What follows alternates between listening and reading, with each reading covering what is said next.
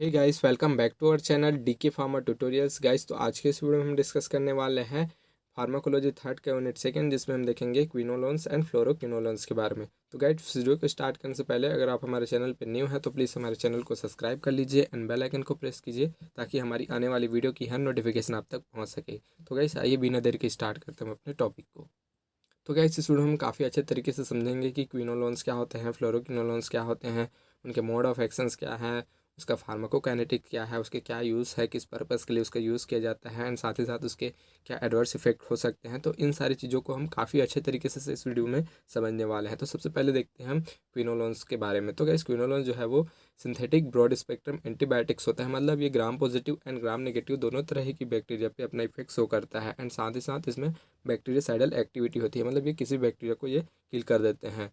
तो गाइस, यहाँ पे नैलिडिक्सिक एसिड जो है उसको सबसे पहले इंट्रोड्यूस किया गया था 1962 में, जो इसका फर्स्ट मेंबर माना जाता है। तो गाइस, इसका यूज़ सबसे पहले यूरिनरी ट्रैक इन्फेक्शंस के लिए किया गया था। ठीक है, तो नैलिडिक्सिक एसिड है उसको सबसे पहले जियोर्जे लेजर ने इसको डिस्कवर किया था यूरिनरी ट्रैक इन्फेक्शन के ट्रीटमेंट के लिए। तो ये जो हमारा क्विनोलोन्स होता है वो बेसिकली इसका यूज़ जो है लिमिटेड किया जाता है, क्योंकि ये जो है इसकी पोटेंसी भी कम होती है और इसके साइड इफ़ेक्ट भी बहुत ज़्यादा हो जाते हैं। तो इसका यूज़ जो है वो लिमिटेड होता है। ठीक है, देन ये था इसका क्विनोलोन्स के बारे में। अब हम देखते हैं फ्लोरोक्विनोलोन्स क्या होते हैं। ठीक है, तो फ्लोरोक्विनोल जो है वो एक रिलेटिव न्यू ग्रुप होता है एंटीबायोटिक्स का, जिसके अगर अगर हम इसके स्ट्रक्चर में देखेंगे तो इसके क्विनोलोन रिंग होते हैं, उसमें 6 पोजीशंस पे फ्लोरीन एटम जो है वो पाया जाता है, जिसके कारण हम इसको बोलते हैं फ्लोरोक्विनोलोन्स। ठीक है, तो इसकी पोटेंसी जो है वो काफ़ी अच्छी होती है, क्योंकि इसके 6 पोजीशन में फ्लोरीन ग्रुप जो है वो एटम जो है वो अटैच होता है। तो फ्लोरोक्विनोलोन्स एंड क्विनोलोन्स जो है इसका यूज़ जो है वो किसी भी बैक्टीरियल इन्फेक्शन के ट्रीटमेंट के लिए हम नहीं करते हैं। मतलब ज़्यादातर करते हैं लेकिन एकदम रेगुलरली इसका यूज़ नहीं किया जाता है, क्योंकि इसके बहुत ज़्यादा सीवियर साइड इफ़ेक्ट हो सकते हैं, तो इसलिए इसका यूज़ ज़्यादातर नहीं किया जाता है। तो गाइस, ये था फ्लोरोक्विनोलोन्स। ठीक है, तो अब हम देखते हैं इसके मोड ऑफ एक्शंस के बारे में।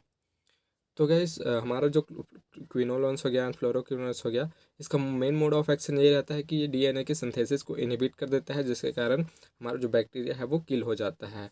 तो इसका दो मेन जो है यहाँ पे पर्पस रहता है। मतलब ये जो है बैक्टीरिया टोपोआइसोमेरेस, जिसको हम बोलते हैं डीएनए गैरेज, उसको इनहिबिट करता है एंड टोपोआइसोमेरेस 4, इन दोनों को ये इनहिबिट करके अपना एक्शन शो करता है। ठीक है, तो सबसे पहले हम देखते हैं inhibition of the ATP dependent DNA garage, which need double stranded DNA introduced negative supercoiling and then reseal the nicked in. ठीक है, तो जो हमारा डीएनए गायरेज होता है, जिसको हम बोलते हैं टोपो आइसोमरेस सेकेंड, वो क्या करता है कि जो हमारा डबल स्टैंडर्ड डीएनए है उसको ओपन करता है। ठीक है, तो जिसके कारण जो है नेगेटिव सुपर कॉइलिंग इंट्रोड्यूस होती है।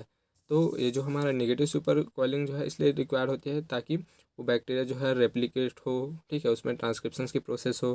ठीक है, तो this is required to prevent the excessive positive supercoiling of the DNA standard when they separated to permit replicated and transcription. ठीक है, तो जो हमारा डीएनए गायरेज हो गया, या इसको बोलते हैं हम टोपोआइसोमेरेस सेकेंड, तो ये इसलिए रिक्वायर्ड है क्योंकि ये पॉजिटिव सुपर कॉइलिंग हो जाती है जो डीएनए में, डीएनए स्ट्रैंड में, तो वो उसको क्या करता है, उसको ये प्रिवेंट करता है और उसकी जो रेप्लिकेशंस एंड ट्रांसक्रिप्शंस की जो प्रोसेस होती है उसको परमिट करता है।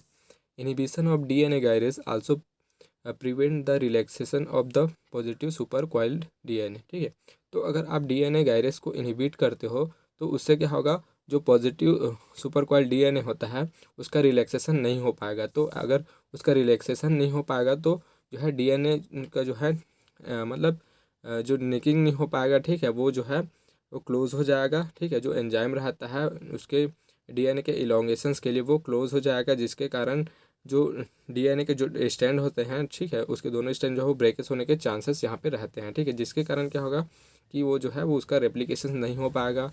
ठीक है, then inhibition of topoisomerase 4 interfere with the separation of the replicated chromosomal DNA into the respective daughter cell during the cell division.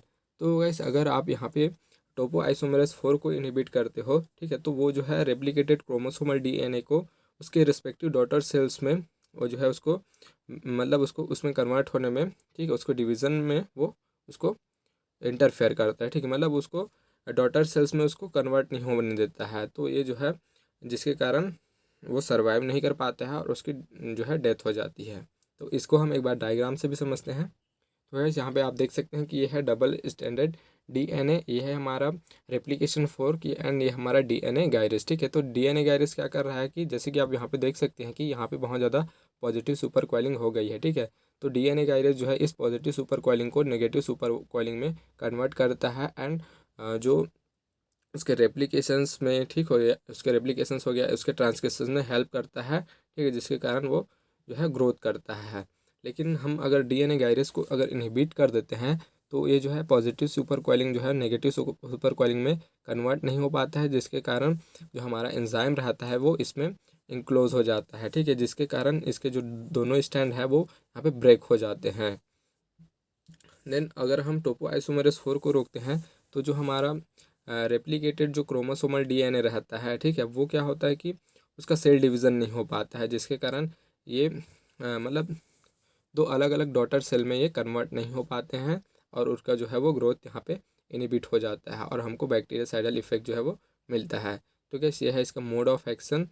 Then अब हम देखते हैं इसके फार्माकोकाइनेटिक्स को।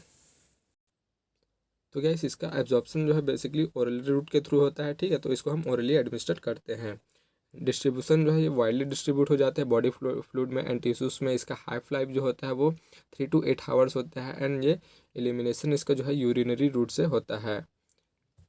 तो गाइस ये था इसका फार्माकोकाइनेटिक। देन अब हम देखते हैं इसके थेराप्यूटिक यूज़, ठीक है। तो हम क्विनोलोन्स हो गया, फ्लोरोक्विनोलोन्स हो गया, उसका यूज़ जो है बेसिकली रेस्पिरेटरी ट्रैक इन्फेक्शंस के लिए करते हैं, मेनिंजाइटिस के लिए, यूरिनरी ट्रैक इन्फेक्शंस के लिए, गैस्ट्रो इंटेस्टाइनल ट्रैक इन्फेक्शंस के लिए, skin and soft tissue infections के लिए, गोनोरियस के लिए, ट्यूबरकुलोसिस के लिए एंड कंजक्टाइविटिस के लिए। तो इन सभी चीज़ों के लिए हम इसका यूज़ करते हैं। देन इसका एडवर्स इफेक्ट देखते हैं हम। तो इसका एडवर्स इफेक्ट है dizziness, headache, insomnia, restlessness, phototoxicity and cardiac toxicity, है ना, and hypersensitivity, joint swelling in childrens, tendons ruptures. तो गाइस देखिए कि कितने सारे इसके एडवर्स इफेक्ट है, तो इसीलिए इसका यूज़ जो है वो ज़्यादातर नहीं किया जाता है, ठीक है। तो गाइस आई होप सो ये वीडियो आपको अच्छे से समझ में आ गया होगा। तो प्लीज़ इस वीडियो को लाइक कीजिए एंड सब्सक्राइब कीजिए हमारे चैनल को, ताकि आपको इसी तरह की वीडियो मिलती रहे। Thank you.